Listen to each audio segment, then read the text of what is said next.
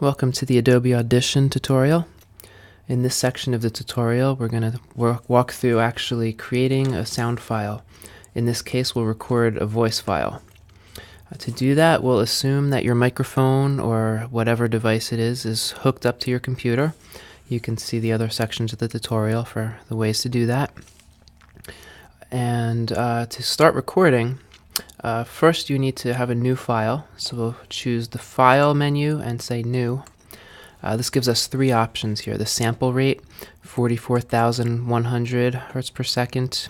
That's a standard CD quality, also called 44.1. So we'll select that for now. If you go higher than that, unless you're doing high-end audio recording, it's just a waste of disk space, because if you burn it onto a CD, you're going to lose all that quality anyway. So we'll choose 44.1. Channels, you have mono or stereo. Stereo is if you have sound in left and right speakers both, different sounds in each speaker.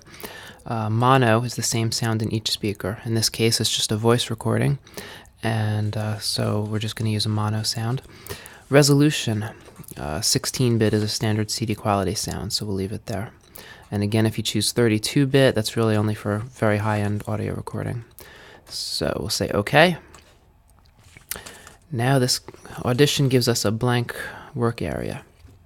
So what we'll do, first we want to set our record levels. We choose Options, Monitor Record Level. When I do that, I can actually see a representation of the volume right on the bottom of the screen.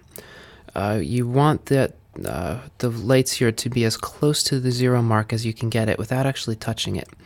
If it goes past 0, it means it's clipping, and it'll turn red and it'll sound nasty, so don't do that. So we'll turn the volume up just a little bit, and there you can see that's what it looks like when it clips.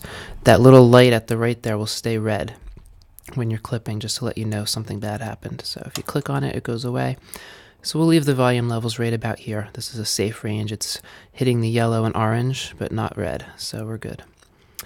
Then when we're ready to start recording, we can come over and into our control section and press the red circle, which is record. If you hold the mouse over any of these buttons, it'll give you a little tooltip to tell you what each of the buttons do.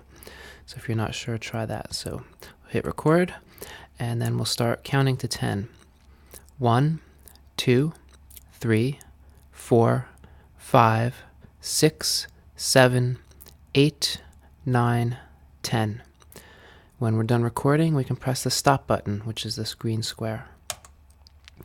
When you press stop, Audition selects everything. You can tell it's selected because it's a white background. And we want to do some editing here, and we'll do that in the next section. But first, it's very important to always save your work. So we'll do Control S, or you can choose File, Save. And we'll save this as Audition Training Record. When you save, I recommend saving as a WAV file, which is in this program called Windows PCM, and you can see the .wav WAV extension. We'll choose that and say save.